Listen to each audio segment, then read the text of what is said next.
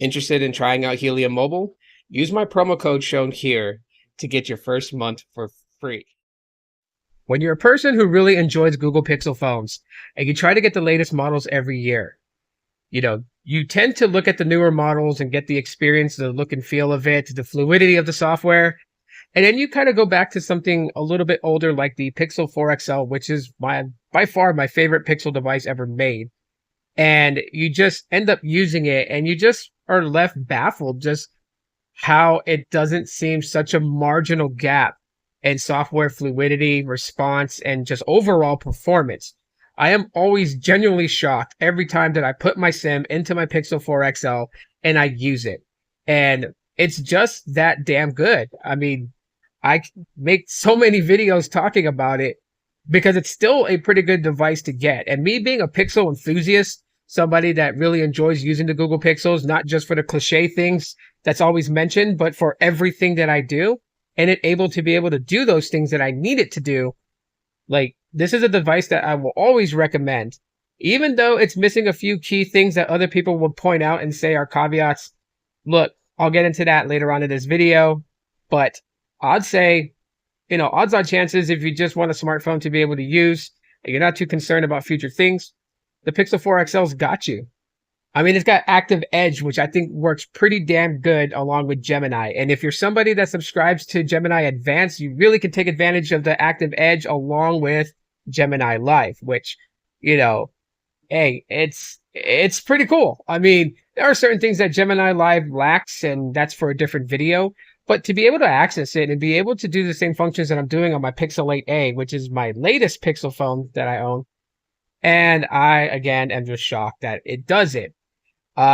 Which is cool because I would rather have a device that can carry on some features that, seem to be useful and be able to implement it on older hardware, than things that really don't matter to me.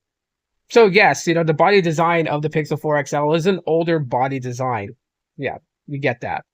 You got the top large bezel, which houses the radar sensors for faster and better face unlock. But it also houses the cameras. Well, a camera up front and then the main cameras on the back, which I think still take pretty damn good photos. I mean, even right now in the viewfinder, like, this video is not going to show it any justice, but I think this would make a really good selfie if I snapped a photo. And the main cameras do pretty good too. Plus, I get a telephoto lens. So in things where I want to get real close-up shots, I have that ability to do that with my Pixel 4 XL. Which is something that, people used to complain about, but I don't think people are complaining anymore. Well, like I said, yes, you get that top forehead or bezel. It's not that big of a deal. Doesn't really get in the way of anything, honestly. I mean, I can still watch my YouTube videos just fine. It does great. The one caveat that I think people will find interesting, though, is that, of course, no 5G support. But let me say this. That's not the most important thing, at least for me. And before the tech heads get out there about, oh my God, he's condemning 5G, I am not. What I'm saying is that most of the things that I do on my smartphone can be done with an LTE connection. At home, it's on Wi-Fi most of the time anyways, so I'm not worried about being able to download things. And speaking of downloading, even on LTE, I can download apps pretty quickly. So I don't see a marginal difference that would definitely show LTE's, inferior signals compared to 5G. Just speaking off the top, I don't feel that at all whatsoever. It still feels fast. Connected to Wi-Fi, I get the faster speeds with my home Wi-Fi. But even out and about, I'm able to do the things that I normally do. You got that camera module on the back, which I can definitely appreciate because while, yes, iPhones have that too, and some other brands knock off of it, it's a good size. It's not overbearing on the back, so I don't have to worry about my finger accidentally touching it. That's one of the things that, I would say is kind of a caveat. If you get your finger on that, it smudges up your lenses and causes your photos to look like crap. Overall, the Pixel 4 XL still has it, and it still amazes me. And from time to time, when I decide to take my SIM card and throw it in there and take it with me as my daily driver device, I really don't feel like I'm missing out on anything from newer Pixel phones. I just don't feel that way.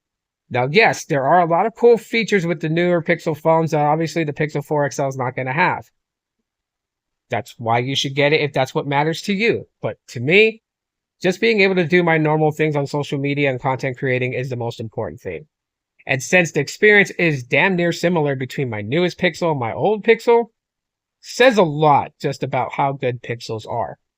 And this is coming from a Pixel enthusiast.